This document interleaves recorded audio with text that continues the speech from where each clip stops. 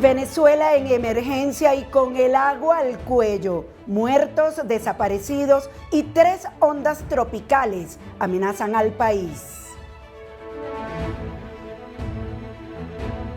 45 minutos de lluvia bastaron para convertir calles en ríos, arrastrar vehículos y causar pérdidas humanas. ¿Por qué las lluvias han golpeado con tanta fuerza a Venezuela? Presidente de Colombia, Abelardo de la Espriella, ordena operativos y deportaciones contra migrantes irregulares. Venezolanos estarían en la mira. Suecia también aprueba nuevas restricciones para migrantes y aumenta el control sobre los permisos de residencia. Y el rescate de 2 marineros conmueve a México. Los encontraron cuando todo parecía perdido.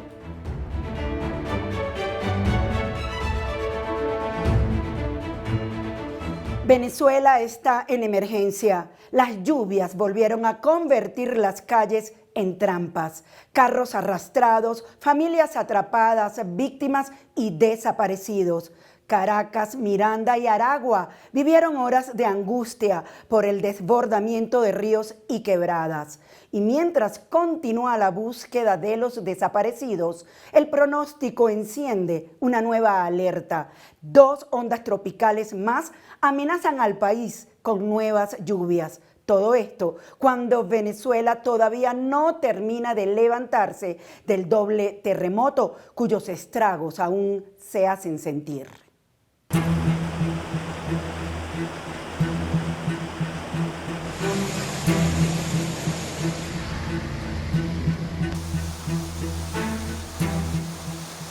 En Venezuela, el agua volvió a convertir las calles en trampas.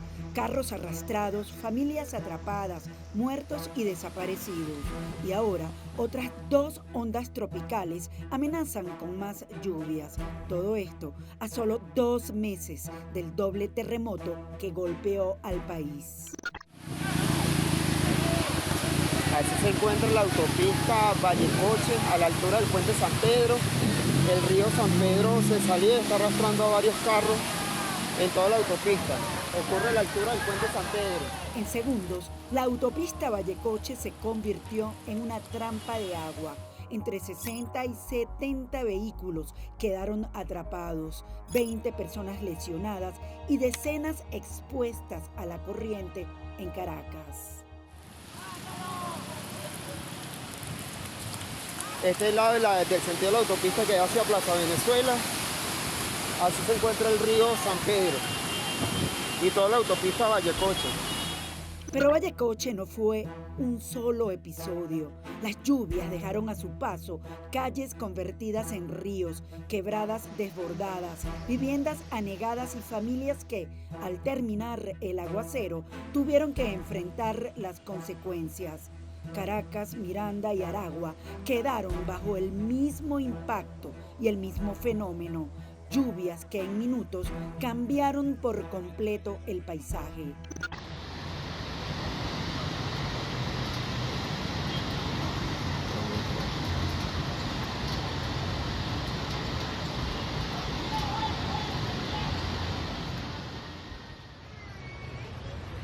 Esta es una de las familias que está dentro de los vehículos por allá atrás, que se quedaron varadas, van con un niño caminando por la defensa,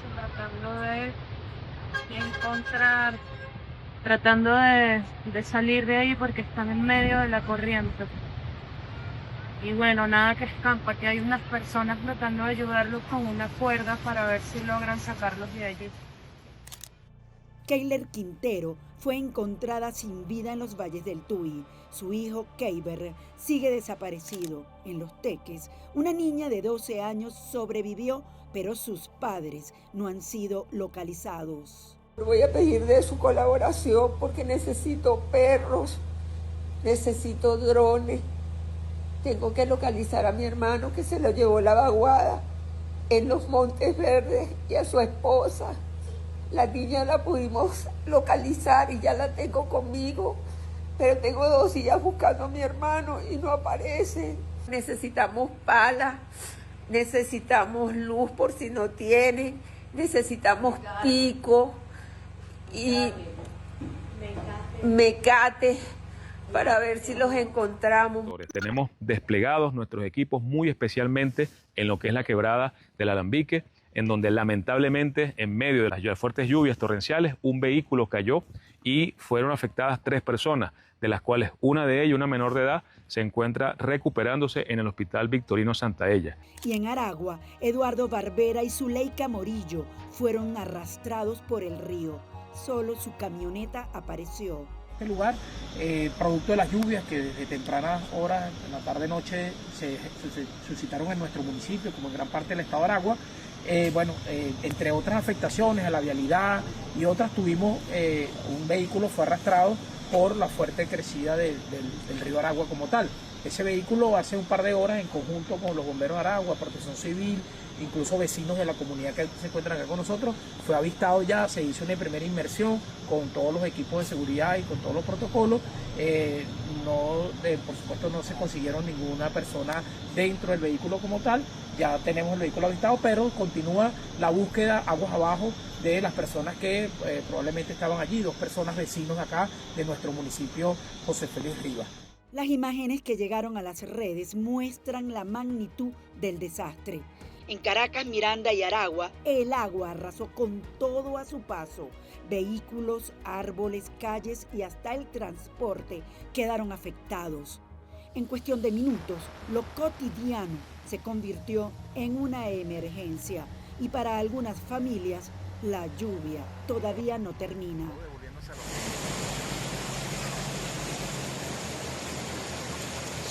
Una avalancha de agua. 3 territorios, una misma escena, vehículos arrastrados, personas pidiendo ayuda y familias que siguen esperando noticias.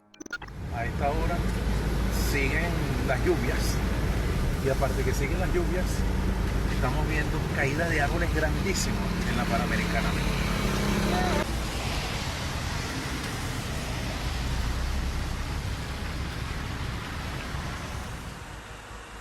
Cuando la lluvia termina, empieza otra batalla.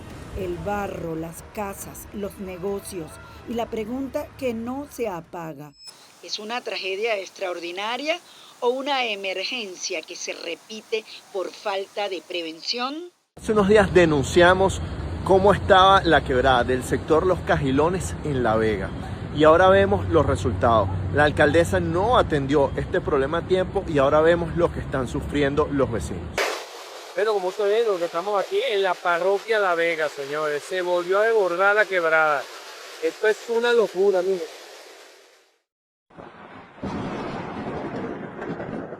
Las autoridades atribuyeron las fuertes lluvias al paso de la onda tropical número 40. La presidenta encargada, Delcy Rodríguez, ordenó activar el sistema de protección civil para atender las afectaciones. También advirtió sobre los efectos de la emergencia climática. Y ya hemos referido los efectos de la emergencia climática que vive el planeta. Las lluvias causaron estragos en Caracas importantes, en algunos sectores, en Valle, en Coche, en Altamira, en el estado Miranda, en Antímano, La Vega, San Antonio, Caracas, la Gran Caracas afectada. De tal manera que he dado la instrucción en conexión con el vicepresidente sectorial, Diosdado Cabello, con el jefe de protección, almirante Oti, activar el sistema de protección civil para atender las afectaciones de estas graves lluvias. Pero desde la oposición llegó la pregunta incómoda. ¿De verdad todo es culpa de la naturaleza? Cuestionaron que cada vez que llueve, las mismas calles y avenidas terminen bajo el agua. Y si pasa año tras año, ¿es casualidad o hay algo más?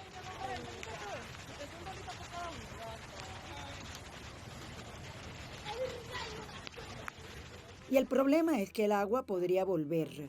La onda tropical 41 ya se desplaza por el oriente del país y el INAME prevé lluvias en distintas regiones, incluida la Gran Caracas.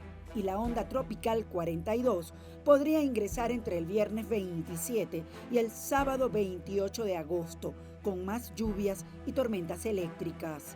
Pero mientras nuevas amenazas se acercan, hay familias que todavía esperan una respuesta. Desaparecidos que siguen sin ser localizados, casas que intentan recuperarse y un país que vuelve a mirar al cielo, preguntándose cuánto más podrá soportar. Porque la lluvia puede durar horas, pero sus consecuencias pueden quedarse mucho más tiempo. Se quedan en la memoria de quienes lo perdieron todo. En apenas 45 minutos cayó en Caracas una cantidad de agua equivalente a 2 meses de precipitaciones. ¿Por qué está lloviendo con tanta fuerza en Venezuela? David Díaz nos explica. Venezuela enfrenta una nueva emergencia. Esta vez no fue la tierra la que sacudió el país, fue el agua. Las fuertes lluvias que golpearon durante el fin de semana a Caracas y los estados de Miranda y Aragua provocaron inundaciones, desbordamientos de ríos y quebradas, vehículos atrapados y viviendas afectadas. Pero detrás de la imagen de las calles convertidas en ríos hay una tragedia mucho más grave. Al menos 5 personas permanecen desaparecidas. Pero hay un dato que permite dimensionar la fuerza de estas precipitaciones. En Caracas, en apenas 45 minutos, cayó un volumen de agua equivalente al de 2 meses. ¿Qué ocurrió para que el agua provocara semejante emergencia? ¿Fue solamente una lluvia extraordinaria? ¿O también influyeron unas ciudades que llevan años de enfrentar problemas cada vez que llegan precipitaciones? ¿Y por qué en Venezuela?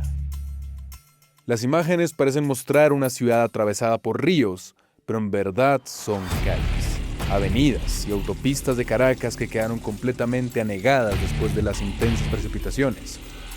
Uno de los puntos más críticos fue la autopista Vallecoche. El desbordamiento de un río dejó entre 60 y 70 vehículos atrapados y unas 20 personas lesionadas. Los organismos de emergencia tuvieron que desplegar operaciones de rescate. Alrededor de un centenar de personas fueron auxiliadas en diferentes sectores afectados por la inundación. Y cuando las aguas comenzaron a bajar, quedó otra imagen. Barro, basura, sedimentos y vehículos dañados. En sectores como La Vega, los vecinos tuvieron que comenzar a limpiar sus viviendas y negocios, y algunos aseguran que esto no es algo completamente nuevo, que cada vez que las lluvias llegan con suficiente intensidad, las quebradas vuelven a desbordarse. Pero mientras Caracas intenta recuperarse de las inundaciones, los organismos de emergencia mantienen una búsqueda contrarreloj. 5 desaparecidos oficiales a la hora de grabar este video, pero un mismo factor que podría causar muchos más. Una corriente de agua que adquirió suficiente fuerza para arrastrar vehículos, y eso es algo que muchas veces se subestima.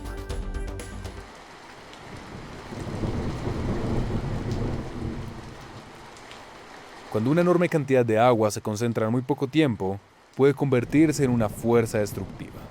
Pensemos en lo que ocurrió en Caracas. Según las autoridades, en apenas 45 minutos cayó una cantidad de agua equivalente a la que normalmente se acumularía durante 2 meses.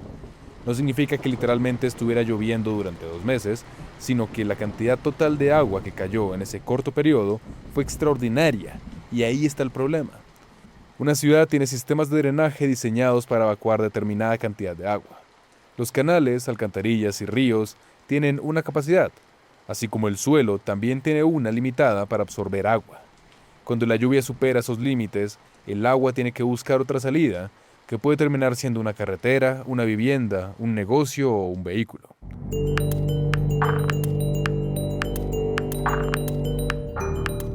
Las autoridades venezolanas atribuyen las fuertes precipitaciones al paso de la onda tropical número 40.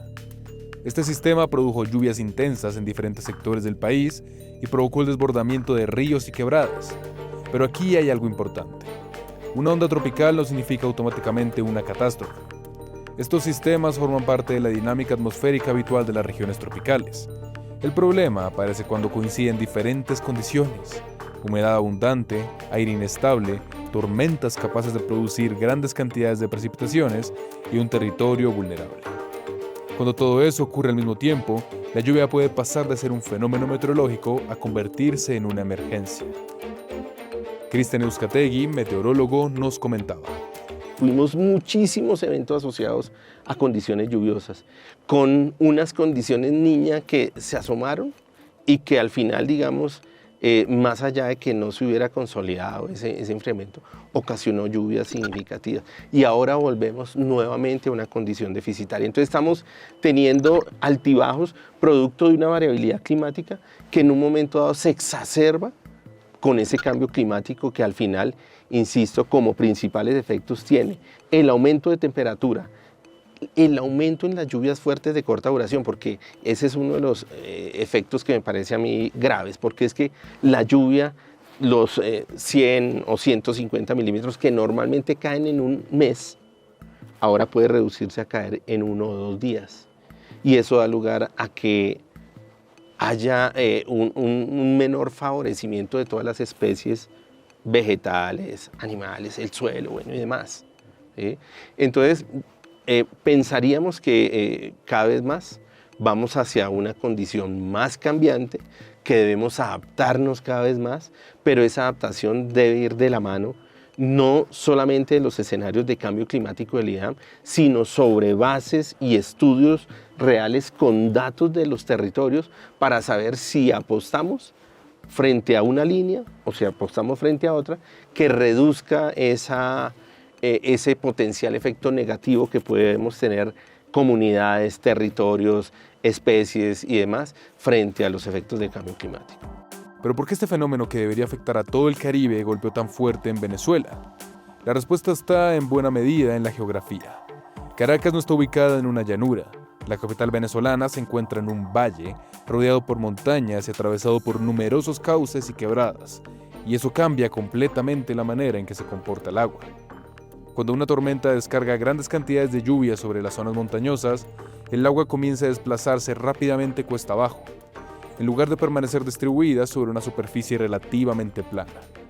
Puede concentrarse en quebradas y cauces naturales que atraviesan las zonas urbanizadas, y cuando esos cauces reciben demasiada agua, en muy poco tiempo pueden desbordarse. Eso fue precisamente lo que ocurrió en varios puntos de Caracas y Miranda, pero hay otro elemento. El relieve venezolano también puede ayudar a intensificar las precipitaciones. Cuando el aire cálido y húmedo llega desde el Caribe y encuentra las montañas de la cordillera de la costa, se ve obligado a ascender, y cuando el aire húmedo asciende, se enfría. El vapor de agua se condensa, se forman nubes, y si la atmósfera es suficientemente inestable, esas nubes pueden crecer rápidamente y producir lluvias muy intensas. Es decir, el Caribe aporta la humedad, la atmósfera aporta la inestabilidad, y las montañas obligan al aire a descender. 3 integridades que, combinados con una onda tropical, pueden producir tormentas particularmente fuertes sobre el centro norte de Venezuela. Y después aparece el cuarto elemento, la ciudad. Porque esa enorme cantidad de agua termina cayendo sobre una zona densamente poblada, con carreteras, viviendas, concreto y asfalto. El agua baja de las montañas, se concentra en quebradas y termina llegando a las zonas urbanas. Por eso en Venezuela una tormenta que desde el radar puede parecer solamente otro episodio de lluvias tropicales, puede convertirse en cuestión de minutos en una emergencia, y eso explica algo fundamental. No fue solamente que lloviera muchísimo, fue que una enorme cantidad de agua cayó sobre un territorio donde las montañas, las quebradas y la ciudad están prácticamente conectadas, y cuando esos 3 elementos reciben más agua de la que pueden manejar, el resultado puede ser devastador.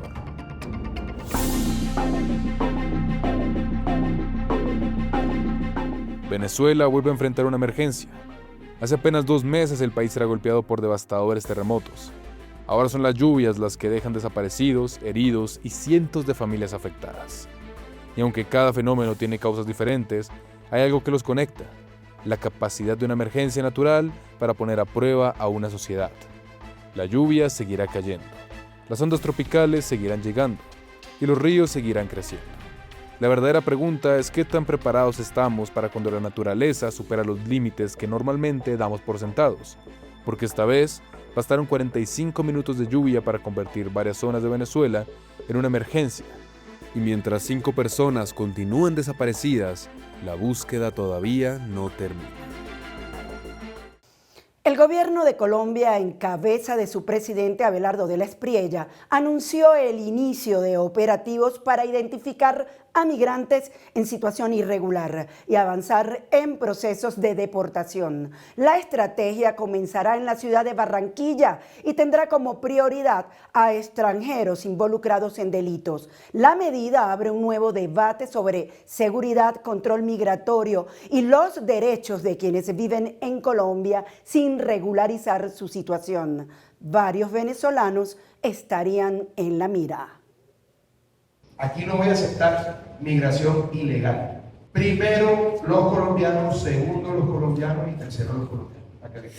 El presidente Abelardo de la Espriella ordenó iniciar esta semana operativos para identificar y deportar a migrantes que se encuentran en situación irregular en Colombia. La instrucción fue dada durante un consejo de seguridad realizado en Barranquilla y establece que los procedimientos serán coordinados entre Migración Colombia y la policía. El mandatario marcó además una prioridad. Primero serán identificados los extranjeros que estén involucrados en actividades delictivas y posteriormente quienes no tengan regularizada su situación migratoria. Vamos a empezar los operativos. Esta es una posición que he tenido en campaña y que voy a implementar desde la Presidencia de la República. No solamente los extranjeros que están cometiendo ilegalidades, crímenes, sino también los que han violado la norma para estar aquí. Primero los colombianos, segundo los colombianos y tercero los colombianos, dijo de la Espriella al explicar la orientación de su gobierno. Y agregó que no aceptará migración irregular en el país. La orden, según el mandatario, debe comenzar a ejecutarse esta misma semana.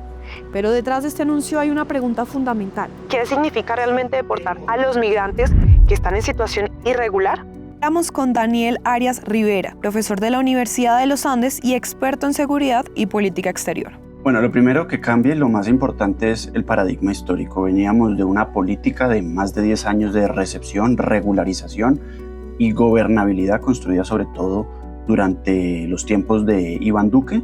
Pasamos ahora a un discurso que va a estar enfocado en persecución, expulsión y alineado con una política regional de seguridad ya. Barranquilla será el primer escenario de esta estrategia. La ciudad fue presentada como uno de los puntos de prueba de un paquete más amplio de medidas de seguridad, que también contempla acciones contra la extorsión, el microtráfico, el hurto y el homicidio. El gobierno también anunció la reactivación del sistema de recompensas, el fortalecimiento de una red de cooperantes y una revisión del sistema de cámaras de seguridad. Pero la migración ocupa un lugar particular dentro de esta nueva estrategia.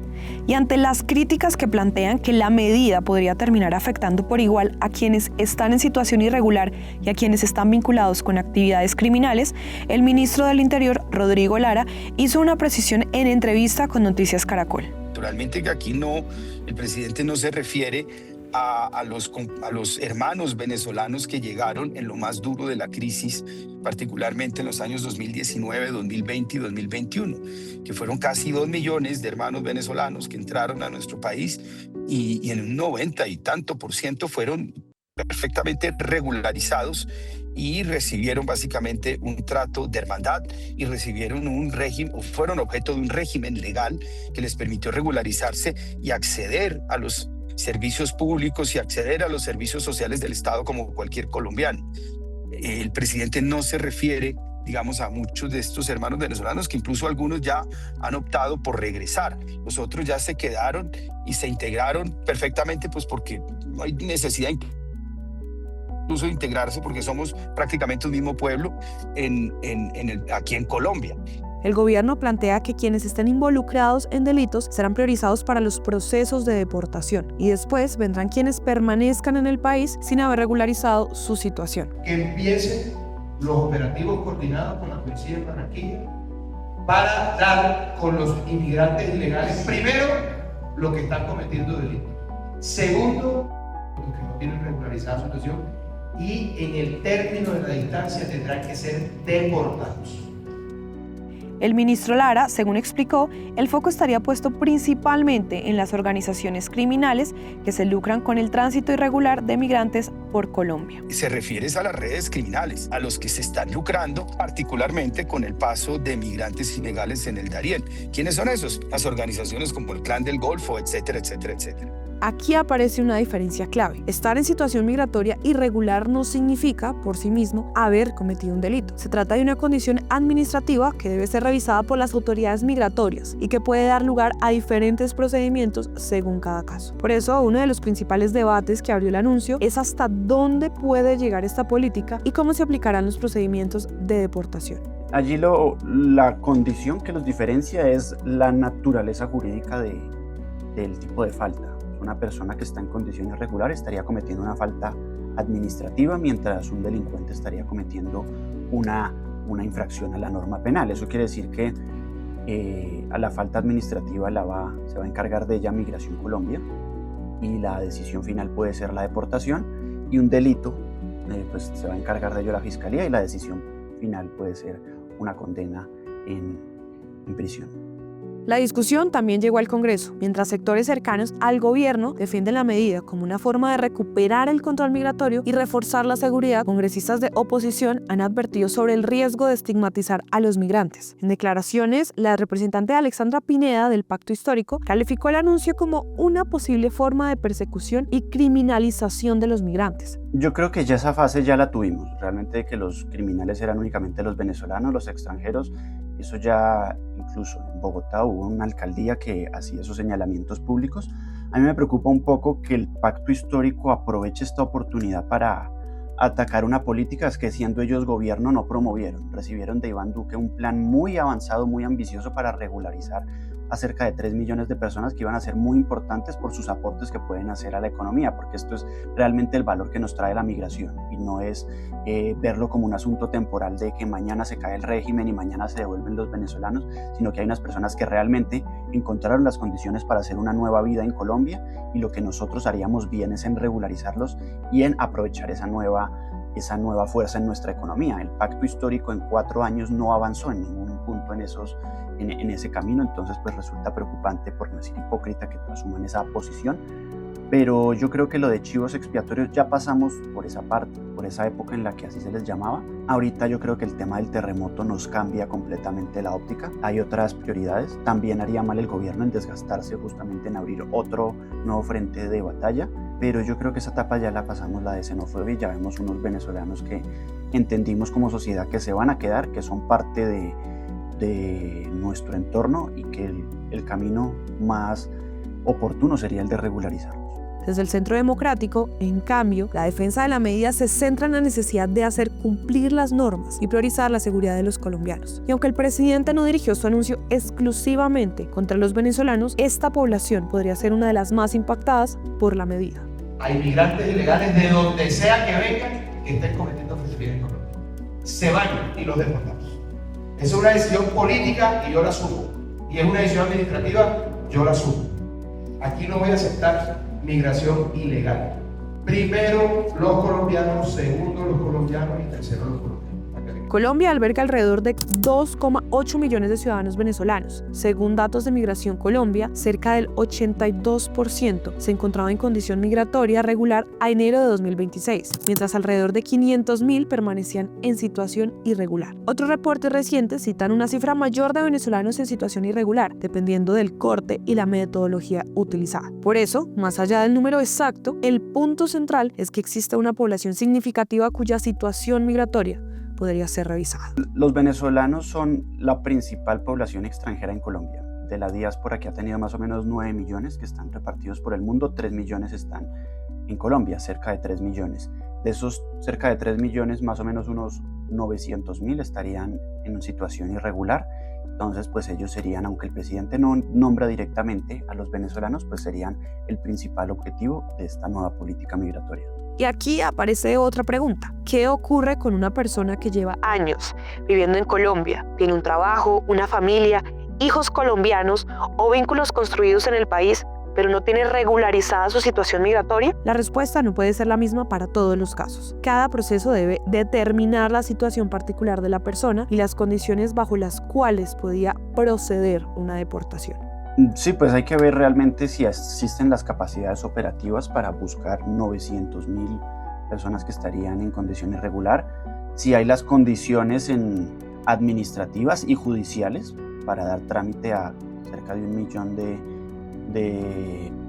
de solicitudes de casos y pues ver realmente qué van a hacer con estas personas y qué significa realmente deportarlas. Y deportarlas es ir, recogerlas y ponerlas en un punto en la frontera donde fácilmente podrían nuevamente reingresar, como ya lo hemos visto. Una frontera de más de 2.000 kilómetros no es algo que se pueda tapar simplemente cerrando una puerta. La decisión de la Espriella también representa un cambio frente al enfoque que Colombia había mantenido durante los últimos años. El país había desarrollado políticas de regularización y protección para millones de venezolanos que llegaron huyendo de la crisis económica y política de su país. Ahora, el nuevo gobierno plantea una política mucho más enfocada en el control, la seguridad y la deportación de quienes no cumplan las condiciones migratorias. El giro ya es comparado con las políticas migratorias más restrictivas adoptadas por otros gobiernos de derecha en la región. Aquí no voy a aceptar migración ilegal. Primero los colombianos, segundo los colombianos y tercero los colombianos. Para que le quede claro. Pero el gobierno está planteando algo más que un control de documentos. La migración está siendo incorporada directamente dentro de su estrategia de seguridad y eso abre otro debate. ¿Deportar migrantes irregulares puede realmente contribuir a reducir el crimen? ¿O existe el riesgo de terminar asociando migración con delincuencia? ¿Pero cómo se harán estas deportaciones? También está el componente práctico. Para deportar a una persona no basta con identificarla en la calle. Las autoridades deben establecer su identidad, verificar su situación migratoria y adelantar los procedimientos administrativos correspondientes. Además, en el caso de ciudadanos venezolanos, existe un elemento adicional, la coordinación con Venezuela para hacer efectivo el retorno. Por eso, una de las grandes incógnitas es la capacidad real que tendrá el Estado colombiano para ejecutar esta política a gran escala y más con el gobierno interino de Venezuela. Sí se puede y hay un marco administrativo que le da al gobierno las facultades para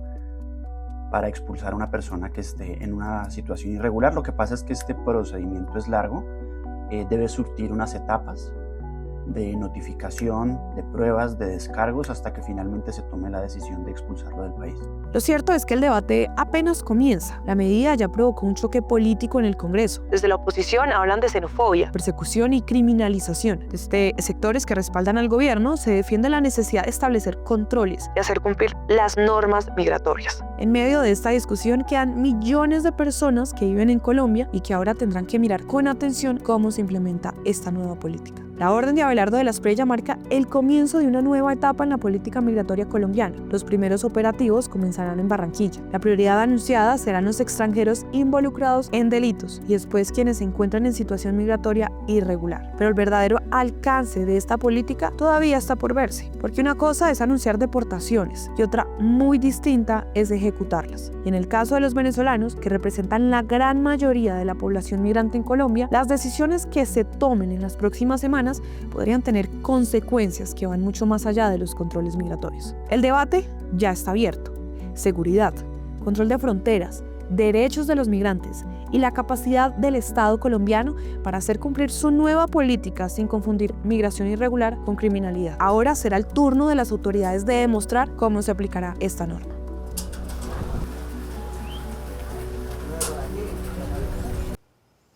Suecia también aprobó 2 nuevas leyes que endurecen su política migratoria. Las medidas hacen parte de una reforma más amplia que busca reducir la inmigración por asilo, aumentar los retornos y establecer mayores requisitos para permanecer e integrarse en el país. Suecia aprobó 2 nuevas leyes que endurecen su política migratoria. Una permite negar o retirar permisos de residencia por determinados comportamientos que el gobierno considera inaceptables. La otra obliga a funcionarios de varias instituciones públicas a informar cuando sospechen que una persona extranjera no tiene sus documentos de residencia en regla. Las 2 normas fueron aprobadas el mismo día y hacen parte de una reforma migratoria más amplia que el gobierno sueco viene impulsando desde 2022. La primera es conocida como la Ley de Buena Conducta. La norma permite que las autoridades no concedan o revoquen permisos de residencia por conductas que entren dentro de una definición general de mala conducta. La ley no establece una lista cerrada de estos comportamientos. El gobierno ha mencionado entre los posibles casos las deudas impagadas, el incumplimiento en el pago de impuestos, la delincuencia y los vínculos con organizaciones extremistas. También se han señalado situaciones como no declarar un empleo. La Agencia Sueca de Migración será la encargada de revisar los permisos y sus decisiones podrán ser recurridas ante un tribunal de migración. Este es uno de los puntos que más cuestionan las organizaciones de derechos humanos. Civil Rights Defender, con sede en Estocolmo, sostiene que la falta de una definición concreta puede dejar a las personas sin claridad sobre qué acciones o expresiones podrían utilizarse para afectar su permiso de residencia. La oposición también ha criticado la norma y la considera arbitraria, porque permite tomar decisiones migratorias a partir de comportamientos que no necesariamente constituyen delitos. El gobierno defiende la medida. Cuando presentó el proyecto en marzo, el ministro de Migración, Johan Forssell, afirmó que quienes no se esfuerzan por hacer lo correcto no deberían poder contar con quedarse en Suecia. La segunda ley es conocida como la Ley del Soplón. Fue aprobada por un margen de apenas 2 votos. 174 parlamentarios votaron a favor y 172 en contra. La norma obliga a determinados funcionarios públicos a informar a las autoridades cuando sospechen que una persona extranjera no tiene sus documentos de residencia en regla. La obligación alcanza a trabajadores del Servicio Público de Empleo, la Seguridad Social, el Sistema de Prisiones y Libertad Condicional, la Agencia de Pensiones y la Agencia Tributaria. En esas instituciones, los funcionarios deberán comunicar a la policía cuando consideren que han atendido o tratado con una persona que se encuentra en Suecia sin la documentación migratoria correspondiente. Después de las críticas que generó el proyecto, quedaron excluidos de esta obligación los profesores, los médicos y los trabajadores sociales. Las organizaciones de derechos humanos consideran que esas excepciones no son suficientes. El PICUM, organización dedicada a la defensa de los derechos de las personas migrantes, anunció que buscará recurrir la norma.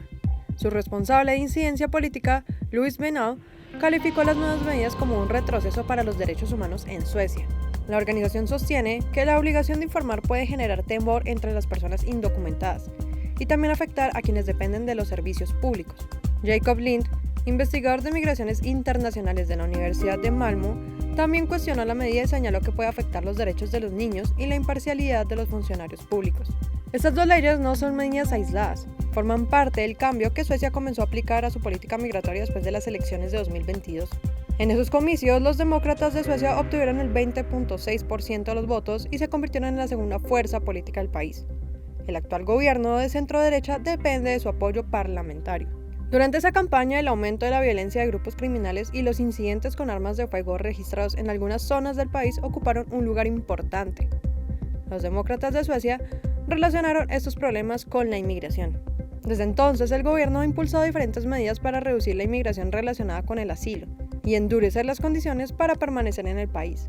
A comienzos de 2026 puso en marcha una campaña para disuadir a los inmigrantes de instalarse en Suecia, con el argumento de que la acogida de migrantes había llegado a ser insostenible. El gobierno sostiene que la inmigración por motivos de asilo se encuentra actualmente en su nivel más bajo desde 1985 y plantea cambiar el modelo migratorio del país, reducir la llegada de solicitantes de asilo y, al mismo tiempo, atraer trabajadores, investigadores y profesionales altamente cualificados. En materia de asilo, también se han modificado las condiciones de acogida. Desde el 1 de marzo de 2025, los solicitantes de asilo ya no pueden utilizar el sistema que les permitía contar con alojamiento propio. En su lugar, se establecieron centros de acogida. Además, las agencias gubernamentales recibieron nuevas herramientas para aumentar los retornos, entre ellas mayores controles internos sobre extranjeros y la creación de centros de retorno. El objetivo declarado por el gobierno es identificar a las personas que no tienen derecho a permanecer en Suecia y facilitar su regreso a sus países de origen. La reforma también alcanza a la ciudadanía sueca. Algunas modificaciones ya están vigentes. El 1 de octubre de 2024 entraron en vigor cambios que endurecieron los requisitos para obtener la ciudadanía mediante notificación. El gobierno también ha ordenado a la Agencia Sueca de Migración aplicar medidas más rigurosas para impedir, en la medida de lo posible, que personas consideradas un riesgo para la seguridad nacional obtengan la ciudadanía. Pero otras modificaciones todavía son propuestas. El Ejecutivo busca establecer periodos de residencia más prolongados, requisitos más estrictos relacionados con la conducta y la obligación de demostrar recursos económicos suficientes. También está elaborando propuestas relacionadas con el dominio del idioma sueco y el conocimiento de la sociedad sueca. Y estudia una modificación del instrumento de gobierno que permitiría revocar la ciudadanía de determinadas personas con doble nacionalidad en casos específicos, como haber ofrecido un soborno para obtenerla o haber sido condenado por delitos que representen una amenaza grave para la seguridad nacional. Mientras endurece las condiciones para la inmigración relacionada con el asilo, Suecia mantiene una política para atraer trabajadores extranjeros altamente cualificados. El gobierno considera que expertos, investigadores y profesionales internacionales son necesarios para fortalecer la competitividad del país y su posición como centro de investigación. Por eso ha encargado a la Agencia Sueca de Migración promover este tipo de inmigración, entre otras medidas mediante la reducción de los tiempos de tramitación. También pidió a 11 organismos públicos identificar los problemas que dificultan atraer, establecer y retener a profesionales extranjeros. Otro eje de la reforma es la integración. El gobierno considera que quienes se establecen en Suecia deben integrarse mediante su propio esfuerzo y plantea como prioridades el empleo, la autosuficiencia económica, el aprendizaje del idioma sueco y el conocimiento de las leyes y normas de la sociedad. El programa sueco para inmigrantes, conocido como SFI, está siendo sometido a requisitos más estrictos.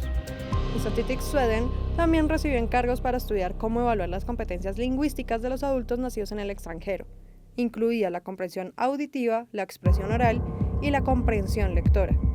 Además, el gobierno propuso destinar 40 millones de coronas suecas al año durante 3 años, desde 2026, para iniciativas de mejora del idioma dirigidas a adultos.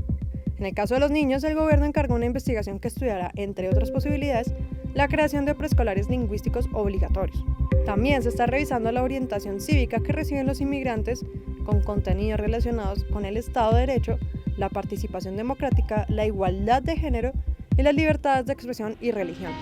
Estas medidas forman parte de una misma estrategia gubernamental: reducir la inmigración relacionada con el asilo, aumentar los retornos, establecer requisitos más estrictos para la residencia y la ciudadanía y exigir mayores condiciones de integración.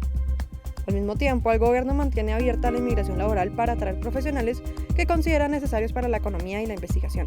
Las 2 nuevas leyes son uno de los cambios más recientes dentro de esta reforma. La Ley de Buena Conducta amplía las posibilidades de revisar permisos de residencia por comportamientos que no necesariamente constituyen delitos, mientras que la Ley del Soplón establece nuevas obligaciones para determinados funcionarios frente a personas que podrían estar en Suecia sin documentación regular. El gobierno defiende estas medidas como parte de su nueva política migratoria. Las organizaciones de derechos humanos cuestionan especialmente el alcance de las nuevas facultades y las consecuencias que pueden tener para las personas indocumentadas.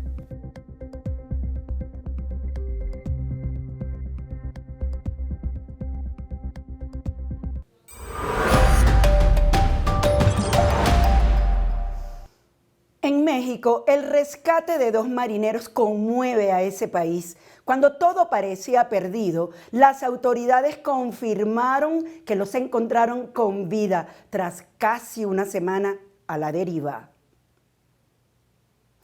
Aferrados a una hielera y resistiendo en alta mar, así lograron sobrevivir Daniel y José Luis, los 2 pescadores que permanecían desaparecidos desde el pasado jueves 13 de agosto, cuando salieron a pescar desde la bahía de Paredón, en la costa de Chiapas. Los marineros habían zarpado a bordo del bote Camaronera, pero una ola golpeó su embarcación y los alejó de tierra firme.